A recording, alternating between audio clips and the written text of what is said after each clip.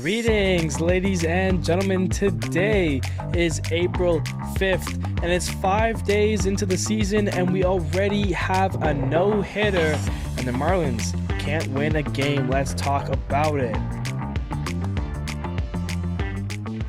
Hello, everybody. My name is Steven. This is the middle of the order.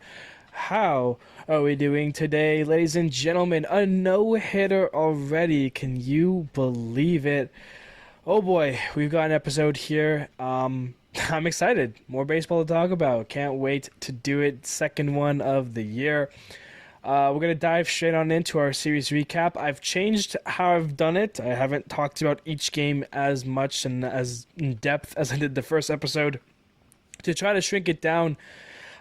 Because a half an hour series recap is, a lot more longer than a recap than it needs to be. So hopefully this is a much better way of doing it, and I'm going to try to continue doing this from the future, kind of just compact all 3, 4, 2 games into, a shorter little hyphened, here's game 1, here's game 2, etc., etc. So hopefully this runs and works a lot better. So, without further ado, let's get on into our series recap. We start off here with Kansas City at Baltimore. The Royals and the O's.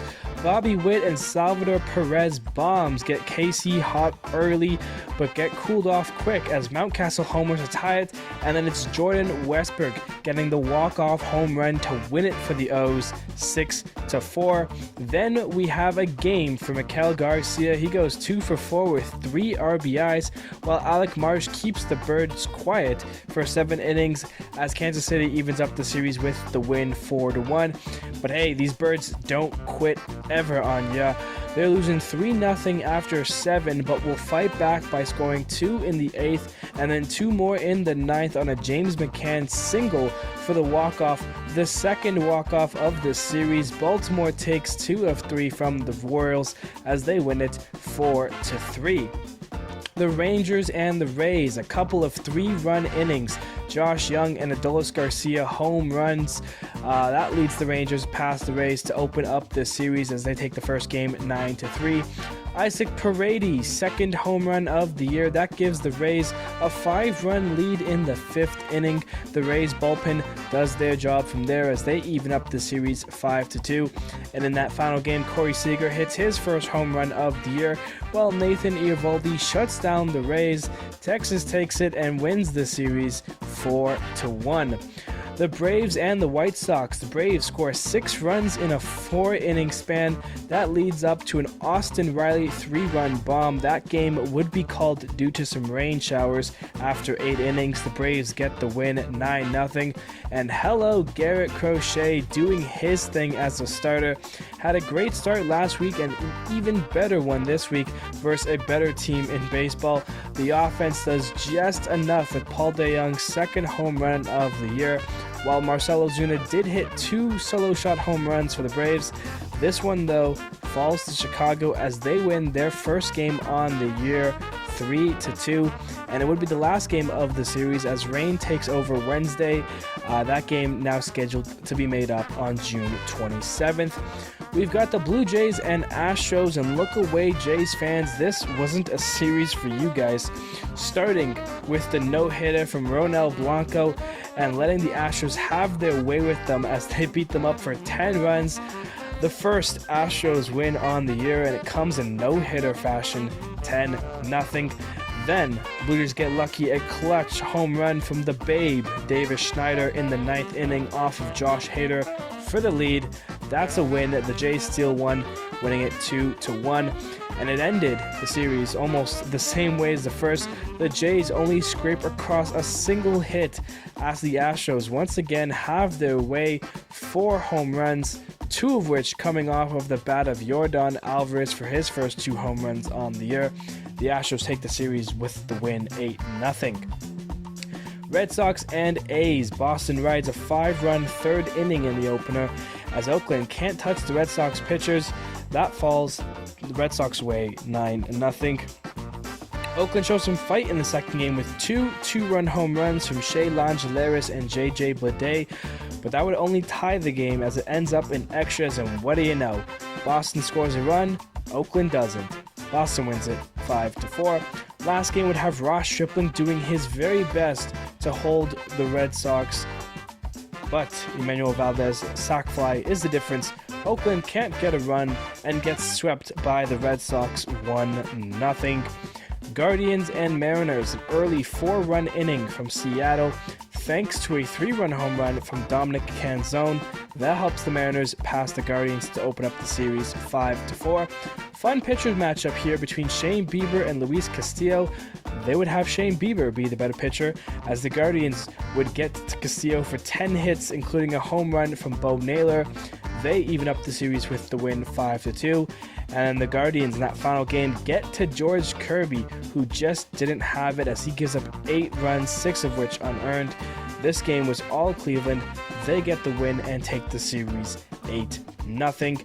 Angels and Marlins. The Marlins, after the 4-game sweep versus Pittsburgh, they're going to jump out here with 4 runs in the first versus the Angels, but 2 big boy Mike Trout home runs, one of which going 473 feet, plus a home run from Nolan Shanuel gets the Angels the lead.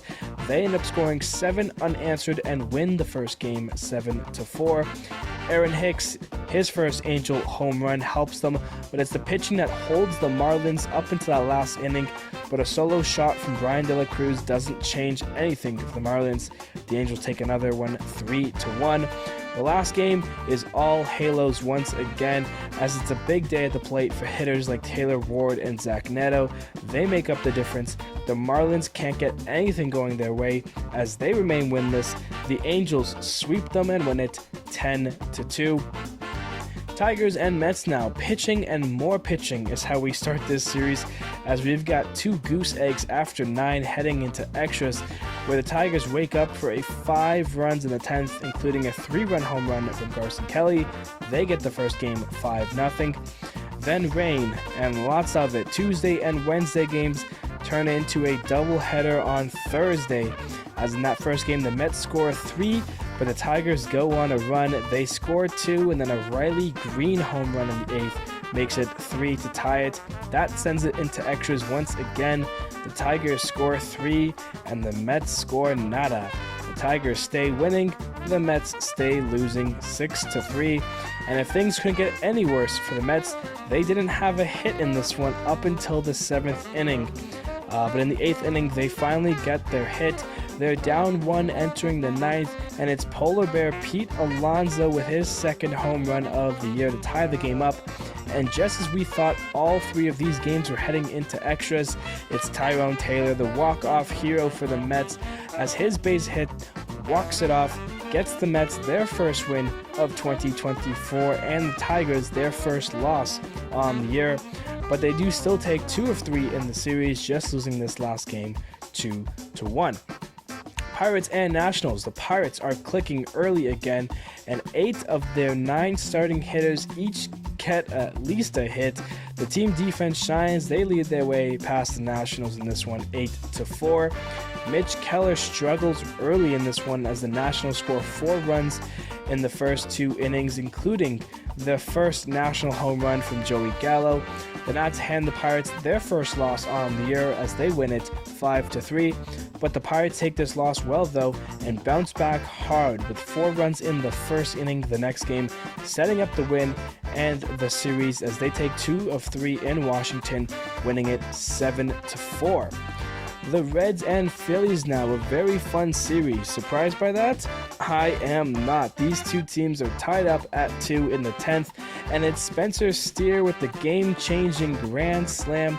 That sets up a Reds win to start the series 6-3.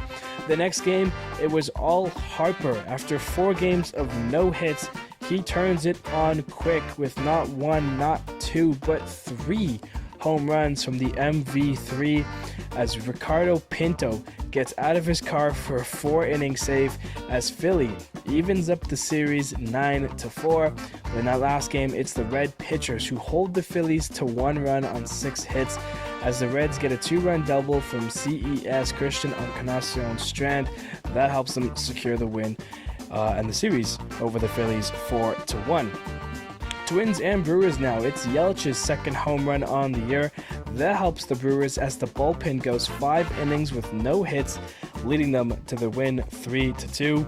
And then it's the kid, Jackson Chourio, getting his first MLB home run, and he joins Rhys Hoskins with home runs in the day. But the Twins score 6 unanswered and 5 runs in the 7th with a 3-run home run from Ryan Jeffers. As the Twins hand the Brewers their first loss on the year, they split the 2-game set 7-3. Rockies and Cubs. Oh no, Colorado. A ball that goes under Nolan Jones' glove, scores 3, and it's definitely the big changing point in this game as Shorty Imanga has a masterclass in his MLB debut. The Cubs win it 5-0. And the second game, it's all Cubbies in this one once again. Seiya Suzuki says see ya for his first home run on the year as he is joined by Christopher Morel, Garrett Cooper, and Cody Bellinger for 4 Cub home runs. That leads the way to a win 12-2. And it's Seiya saying see ya once again in that third game, his second of the year. The Cubs at one point had a 6-run lead, and after a 5-run 8th, the lead was gone, but yet the Cubs get one last run and hold off the Rockies' comeback for the sweep as the Cubs take all 3 against Colorado and win it 9-8. Cardinals and Padres now. It's the kid, Jackson Merrill, getting his first big league home run to open up the series, but the Cardinals touch Waldron's knuckleball for 4 runs early, leading the way to a win as the Cardinals take it 6-2. The difference in the second game came off the bat of Wilson Contreras, who hit the go-ahead 2-run home run in the 6th. The Padres couldn't get the lead back as the Redbirds take another 5-2, and then it's Kyle Higashioka hitting his first Padre home run. That would end up being the difference as the Padres avoid the sweep to the Cardinals and win the last game 3-2. Giants and Dodgers. Teoscar stays hot, hits his 4th home run already on the year. The Dodgers, top of the lineup, does what they need to do to take down the Giants and open up the series 8-3. It's Mookie Magic as he stays hot as well, his 5th home run on the year. Jorge Soler hits his first as a Giant and it goes way gone, but it wasn't enough as the Giants fall short 5-4. In the last game, couple of giant home runs from Patrick Bailey and Jorge Soler as things were looking good. The difference in this one, Shohei Ohtani, his first home run as a Dodger, as once again the Giants fall 1 run short, the same score, 5-4. The Dodgers get their first of most likely many sweeps on the year. Yankees and D-backs here to round it up. 5 runs early and a lockdown bullpen does it for New York as they take the opener versus the Diamondbacks 5-2. And then it's the D-backs pitching that holds the Yankees offense to 3 hits as Christian Walker's 3-run home run secures the win for Arizona and hands New York their first loss on the year 7-0. And we had a crazy fun one here to end off the series. Blaze Alexander gets his first MLB home run of his career. Aaron Judge, he goes deep for the first time in 2024. Ketel Marte hits a home run. Alex Verdugo hits his first home run in New York color. We are in extras, and it ends up with the D-backs down 1 with the bases loaded, 2 outs in the 11th inning, and up steps up to the plate pitcher Scott McGough to take the at-bat, and what do you know, he strikes out to end the game. A fun one there. The Yankees take 2 of 3 from Arizona and set up for their home opener Friday with a 5-1 record as they win 6-5. And look at that, we've turned half an hour into 15-ish minutes, cutting that in half. Let's talk about the game of the week here. That Arizona and Yankees game at the end there, that's a fun one. It definitely could have been it. Verdugo homers, Judge is first, Blaze Alexander, is he a star?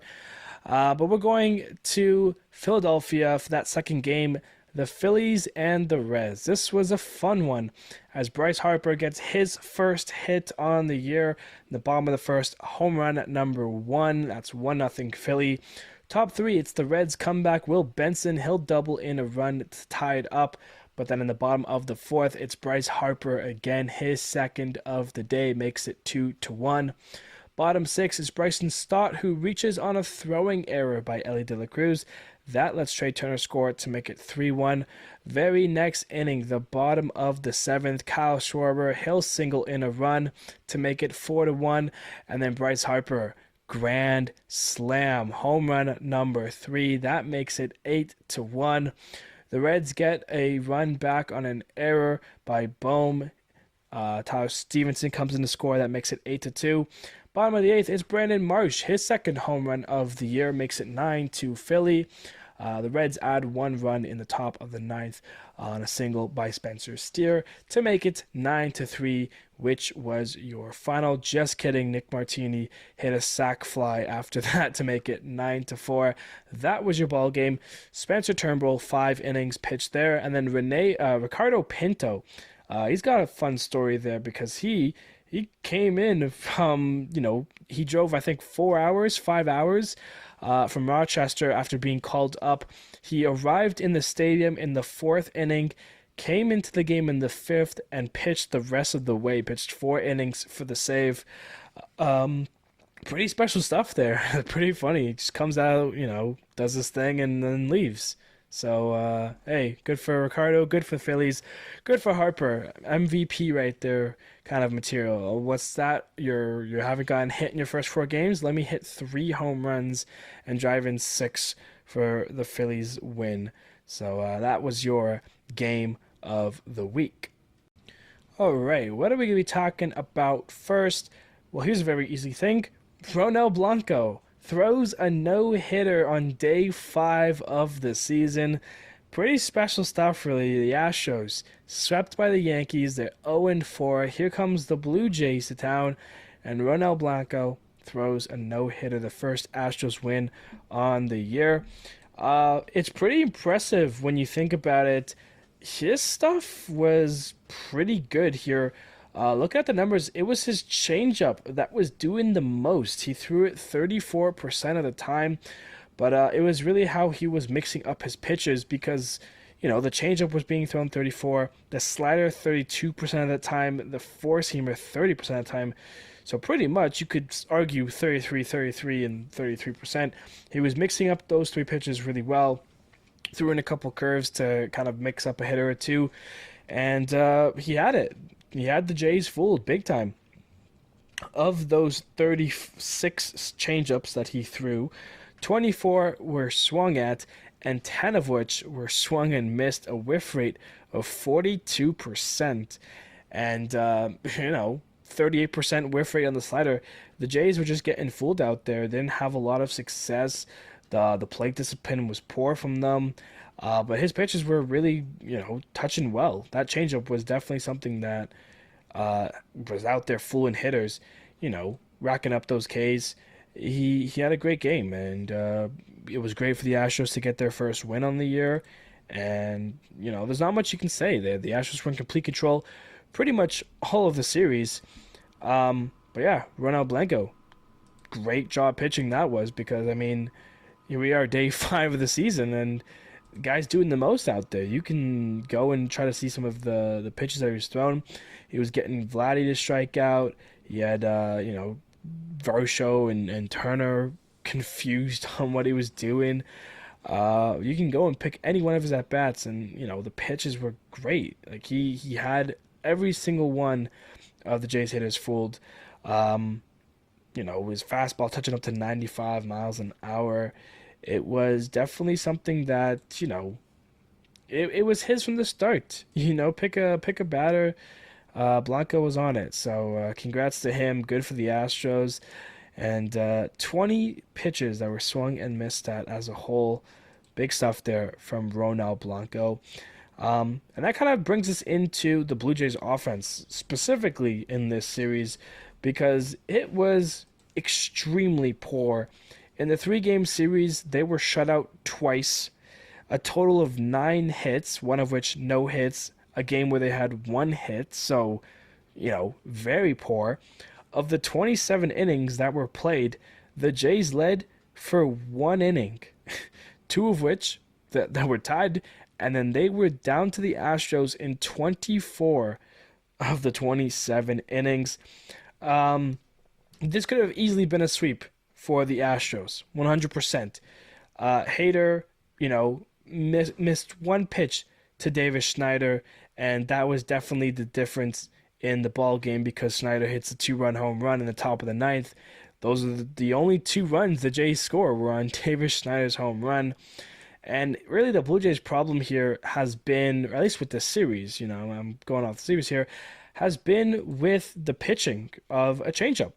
The changeup has been a definite problem for the Blue Jays, specifically in this series here. Whether it was Christian Javier's, Framber Valdez with his curveball even, the percentage on the swing and miss of these pitches of the off-speed, curveball, Framber Valdez's curveball in the second game, 42% swung and miss rate there. Obviously, we talked about Ronel Blanco, 42% swing rate or miss rate on the changeup, 38 on the slider. Christian Javier had a 46 swing and miss rate on the changeup. Those are high for a team that's supposed to have, great discipline and be a good hitting ball club. The Jays just they haven't been that really. And here they are, 4-game series versus Tampa. They had 2 games of really strong offense and then 2 games of really bad offense. And when you look at the numbers on the year so far, it's really yikes. Vladdy, 5 for 27. Kevin Biggio, 3 for 17. George Springer, 3 for 25. Bo Bichette, 3 for 20. It hasn't been great here. The 2 guys really who have been producing, and you could put an asterisk on that. Justin Turner, the pickup, 40-year-old, gonna be, he's 7 for 22. He's got a home run, a couple of doubles. His OPS is 1.059, a 318 batting average. The only Blue Jay right now hitting above 300. And then Davis Schneider, but he's only played in 4 games, and he's only had 8 at-bats. He's 2 for 8. Luckily, those 2 hits are 2 home runs. That makes his OPS the highest by technicality, a 1.333, but his average is 250. And I mean, we're talking about the stars here, and these are the best hitters. Vlad with a 700 OPS. But when you go even more to the bottom, Kiermaier is 1 for 18, Kirk 2 for 21, Varsho 3 for 21. It's a bad look right now for the Blue Jays, who have a tough series ahead of them in New York before their home opener. So send them to the hitting room. They need all of the work they can get right now because, the Blue Jays aren't a top team. They're not competing right now. When you're having a series like you did, it was a really embarrassing series for the Blue Jays. They have to turn it around immediately, and it starts by getting all of these guys in the cages right now and throwing them off speed pitches and letting them hit it because it's a problem. It's a problem when 1 or 2 guys are struggling. It's a major issue when all of them are struggling to hit the off speed. Moving along here, let's talk about these Miami Marlins that are now 0-8. Little spoiler, yesterday, they lost to the Cardinals to start a 4-game series. They're the only team that hasn't won and lost a game. They have been losing, and they have lost every game so far. 0-8, not where they want to be. They've set a record or made history. It's the first time a team has started 0-8 after making the playoffs the years prior. It's been a tough go at things, and I'm trying to pinpoint. I was looking at some of the games. I'm trying to pinpoint what's going on, and to be honest, you can't really find it. It's just been a struggle street for them. They've lost 2 extra inning games. They've had some close games. The first game of the year, they lost 5-6. They've lost 9-7, 7-4, 3-1. So, within 3 runs or so, they're close games, but they're just not finding consistency. They're, blowing a lot of them. That first game against the Angels, 4-0. You should be winning that, especially against the Angels of all teams. To get swept by the Angels, it's a really bad look, especially when Miami was supposed to be, sneaky competitive this year. It really hasn't been that. A big thing to look at is the pitching, really. Right now the rotation: Jesus Luzardo, AJ Puck, Ryan Weathers, Trevor Rogers, and Max Meyer. When you look at that injured list, it's a little bit worse for Woes because they've got Braxton Garrett, Edward Cabrera, Sandy Alcantara, Yuri Perez, like four of their, top starting pitchers, really guys there. Sandy and Yuri out for seasons with Tommy John. We'll talk about that with Yuri because that one just happened. Braxton Garrett, Edward Cabrera, these are two guys that should be coming back soonish. They're doing some rehab assignments right now with the AAA team. They're on the 15-day IL. They'll be set to come off of it in 4 days, so at the start of next week. But yeah, the pitching's definitely something that's been gone. And when you look at those guys that I mentioned, Puck, Weathers, Rogers, Mayer, all four of those guys are first round picks.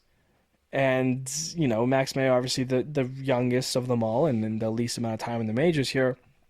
But I mean, we got to see something that's new here. Sixto Sanchez in the bullpen right now. What do you do with him?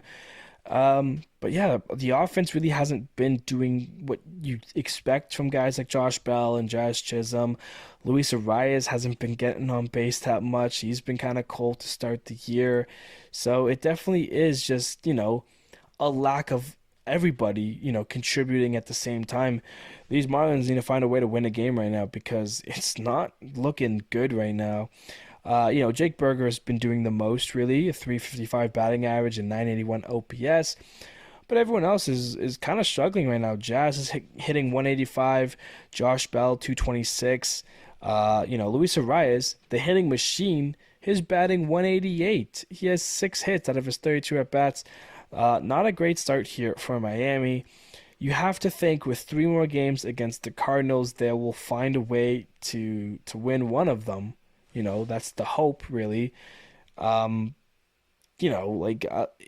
a really tough go to start the season here. If we're going to be coming back here on Monday talking about, the what? 0-11 Marlins. 0-11 is a tough go to start your season.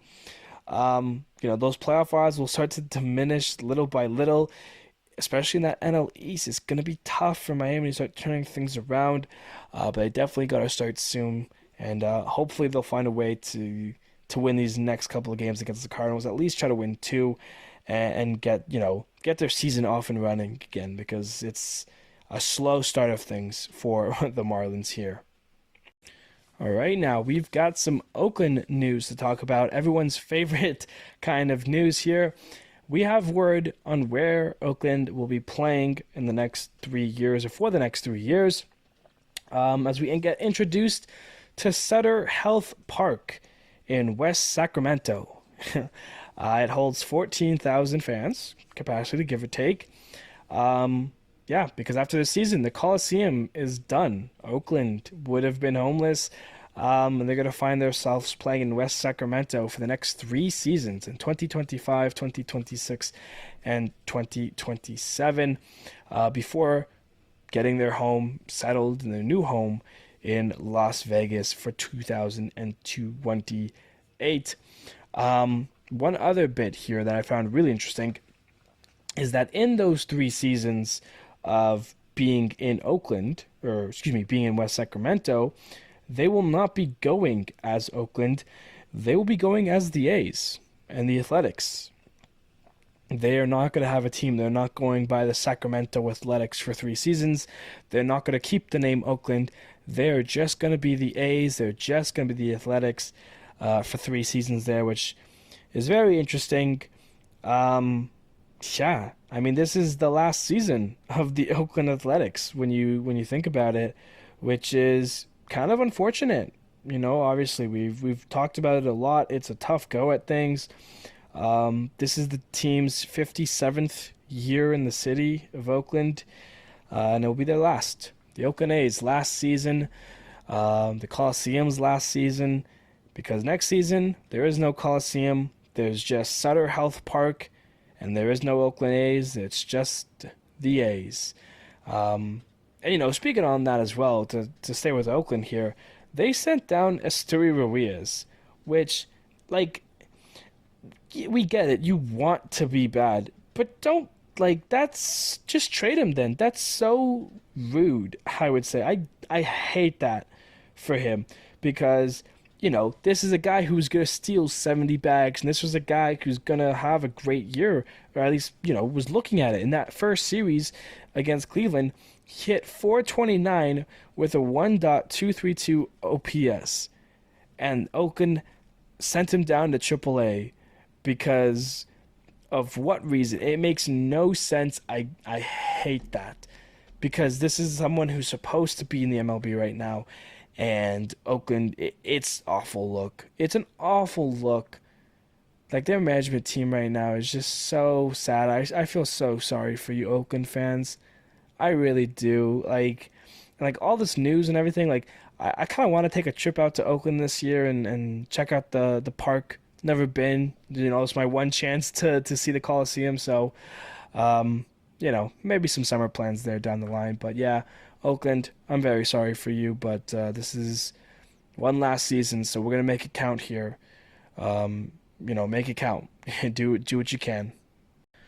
All right, now we've got a couple of signings and a trade to just kind of mention. Like I said, if there's going to be signings, if there's going to be stuff, I'm not going to mention too much detail. Dallas Keuchel, the bearded man himself, he's signing with the Mariners. That's fun. We like that. Mike Clevenger is signing back with the White Sox for the year. That's cool. No issues there. Julio Teheran is signing with the Mets. I always forget that Teheran is a guy who was once really good with the Braves, and then he's bounced from team to team struggling. But it's nice to see that he's now found something with the Mets, and will maybe get some opportunities to play at the big league level again. So all three of those moves we like. Dallas Keuchel, hopefully to see him, the best he can be with the Mariners.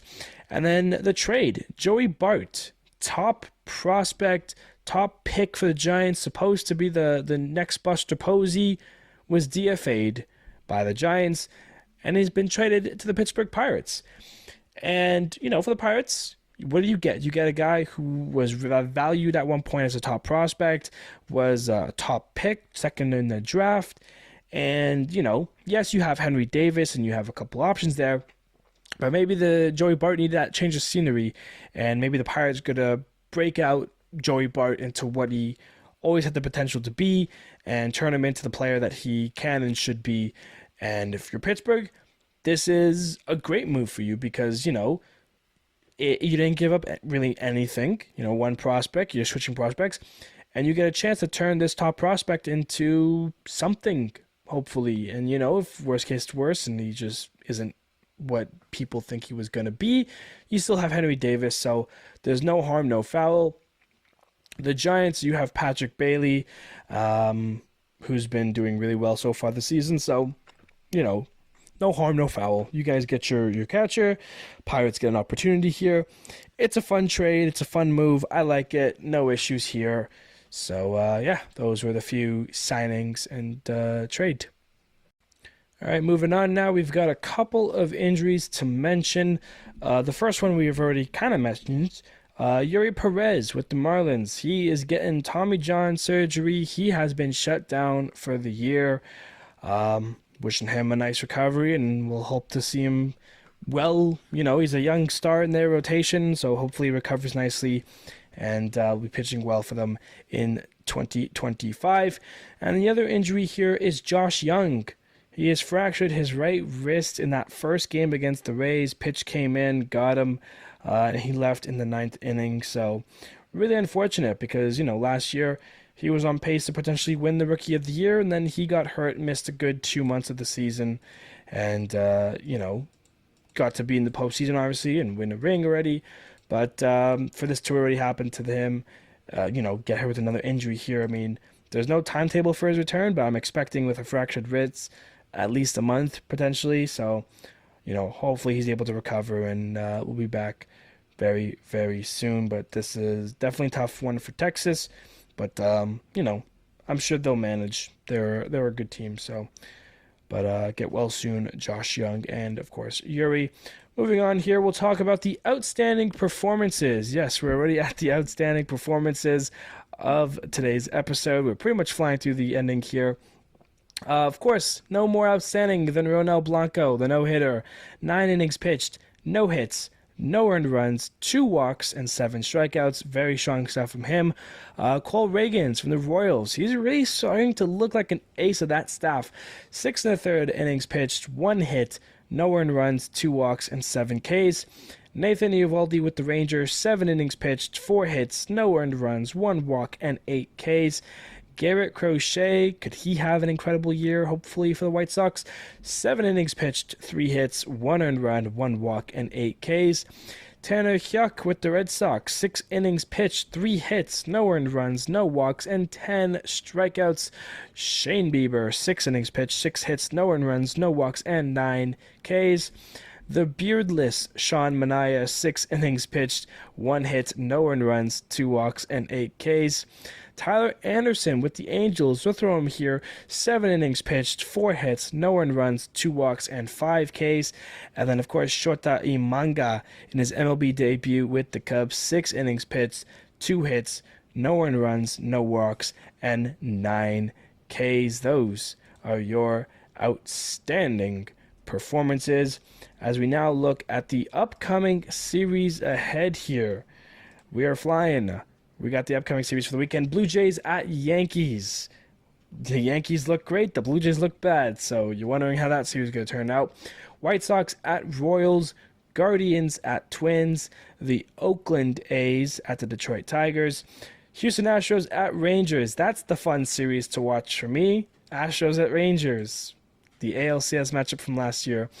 Red Sox at Angels, Phillies at Nationals, the D-backs at the Braves. That could be a fun one too. Marlins at Cardinals, Mets at Reds, the Baltimore Orioles at the Pittsburgh Pirates. Can you guys call Paul Skeens and Jackson Holiday? That would be fun. The Mariners, at the Brewers, Dodgers at Cubs, Rays at Rockies, and we end it with the Padres at the Giants.